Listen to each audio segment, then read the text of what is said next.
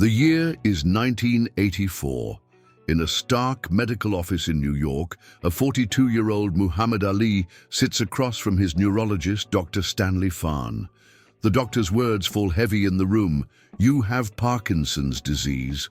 The once lightning-fast heavyweight champion of the world, known for dancing around opponents with butterfly grace, now faces an invisible adversary he cannot outbox.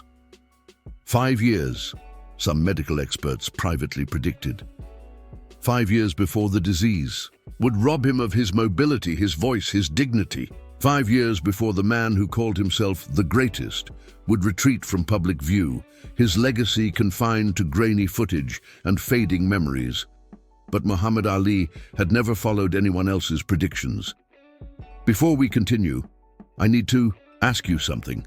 This channel only exists because of you. You are important to me, and I know you value stories told with soul. If you feel something genuine just from this beginning, subscribe now.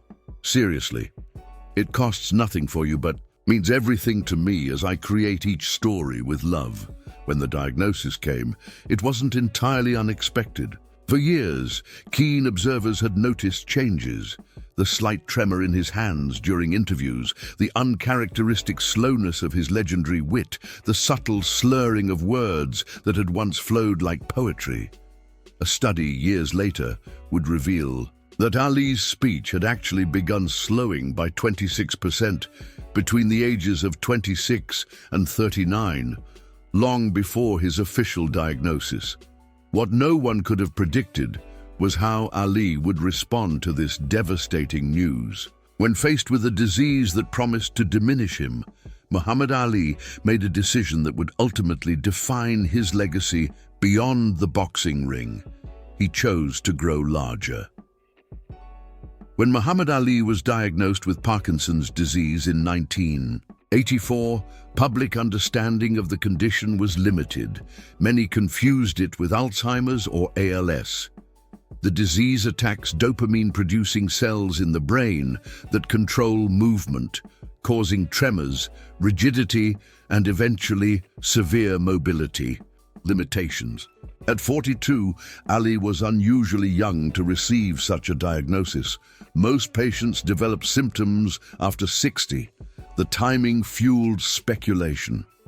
Had the repeated blows to the head during his 21-year boxing career triggered the condition?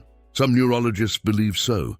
Others pointed to genetic factors or environmental causes. The truth remained elusive, but the reality was undeniable.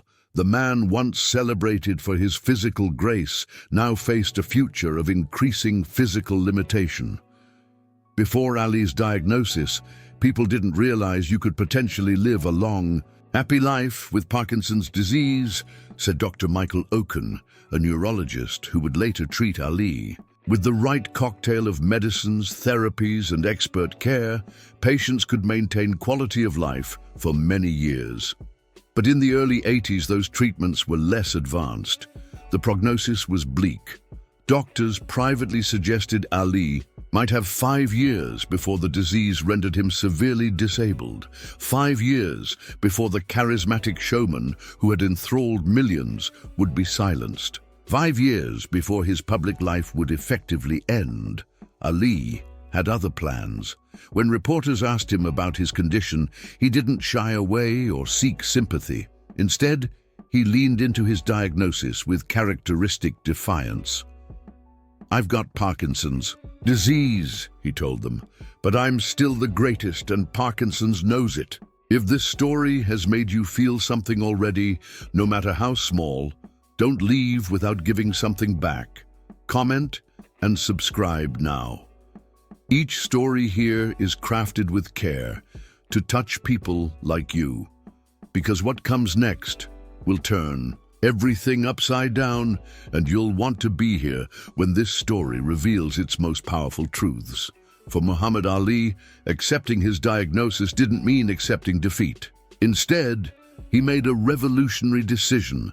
He would live his life publicly with Parkinson's, bringing unprecedented visibility to a condition many sufferers kept hidden out of shame or fear of stigma. In the years following his diagnosis, when many expected him to retreat from public view, Ali did the opposite. He continued traveling internationally. He met with world leaders. He advocated for humanitarian causes. When reporters asked his wife Lonnie about his declining health, she responded with words that captured his spirit. "I learn every day from this man, the courage, the strength, and the grace that he lives with his illness." For most people, it would put them in bed and put covers over them. They would give up. He does not stop. He continues to live life. As the disease progressed, Ali's physical limitations became more apparent. His once booming voice softened to a whisper. The hands that had once stung like a bee now trembled visibly. His facial expressions, once animated and expressive, became masked, a common symptom of Parkinson's. Yet even as his physical presence diminished, his symbolic presence grew. In 1996, 12 years after his diagnosis, when many doctors had predicted he would be completely incapacitated, Ali shocked the world by appearing at the Atlanta Olympic Games. As an estimated 3.5 billion viewers watched worldwide, Ali, his left hand trembling visibly, lit the Olympic cauldron. The moment became instantly iconic, a powerful statement about courage, dignity, and defiance in the face of physical limitation. When asked how he maintained his spirits through his battle with Parkinson's, Ali reportedly said, "I have Parkinson's disease, but Parkinson's disease doesn't have me." Those words would become a rallying cry for Parkinson's patients around the world. As Ali entered his second decade living with Parkinson's, far exceeding doctors' initial expectations, he transformed his personal struggle into a broader mission. In 1997, he helped establish the Muhammad Ali Parkinson Center in Phoenix, Arizona, dedicated to comprehensive care, research, and education. Muhammad felt he had a mission, said Dr. Abraham Lieberman, Ali's personal physician. This center was part of it. The center represented Ali's determination to make meaning from his suffering, to ensure that others diagnosed with the disease would have more treatment options, more support, and more hope than had been available to him. When the center opened, Ali didn't hide in the shadows. He became its most visible ambassador, lending not just his name, but his presence to fundraising events and awareness campaigns. In the early 2000s, Ali joined forces with fellow Parkinson's patient Michael J. Fox, appearing before Congress to advocate for increased research funding. The two men, one a boxer, one an actor, both cultural icons, together gave Parkinson's disease a recognizable face and a powerful voice. Muhammad was a true legend, a champion in the boxing ring and a champion for millions of Parkinsons. "In families," Fox later said, "we looked up to him as an example of grace and courage in the face of great challenges."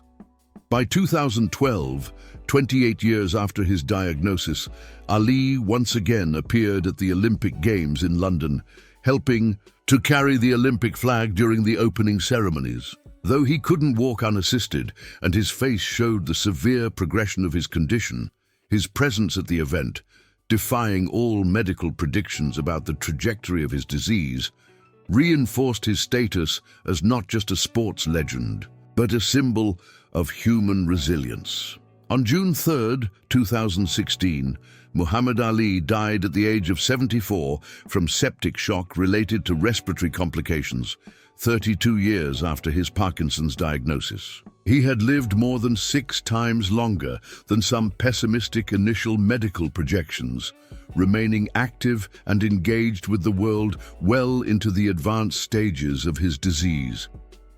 In the medical community, Ali's case challenged assumptions about Parkinson's progression and quality of life. He lived almost half his life with Parkinson's, noted Dr. Okun. What a great example for the world of how you can live a meaningful life with this disease. For the Parkinson's community, Ali's 3-decade journey with the disease provided more than inspiration. It drove tangible progress. During his lifetime, new medications, therapies, and surgical interventions were developed that dramatically improved management of Parkinson's symptoms. Centers for Comprehensive Parkinson's Care, modeled after the one bearing his name in Phoenix, opened around the country. Ali's greatest victory may not have been in any boxing ring, but in how he transformed society's understanding of what it means to live with Parkinson's disease. Before Ali, public figures with degenerative conditions often disappeared from view, reinforcing stigma and isolation. By living so publicly and proudly with his condition, Ali changed the narrative. He showed that a person is not defined by their disease, that dignity, purpose, and even greatness remain possible despite physical limitation. In his autobiography, Ali wrote words that seem prescient. "I've made my share of mistakes along the way, but if I have changed even one life for the better, I haven't lived in vain." For millions of people living with Parkinson's disease who witnessed his 32-year fight against the condition, Ali changed far more than one life. His refusal to be defined or diminished by his diagnosis, his insistence on living fully despite increasing limitations, reshaped how society views not just Parkinson's, but all forms of disability. The doctors had given him 5 years. Muhammad Ali gave the world 3 decades of courage, purpose, and inspiration, turning what could have been a devastating footnote to a legendary career into perhaps his most meaningful legacy. If you've made it this far and felt each word, don't leave without subscribing. I tell these stories with my heart in my hand to reach people like you who feel, who get emotional, who truly live. If this touched you, give something back. Comment, subscribe. Join this family with me until the next video.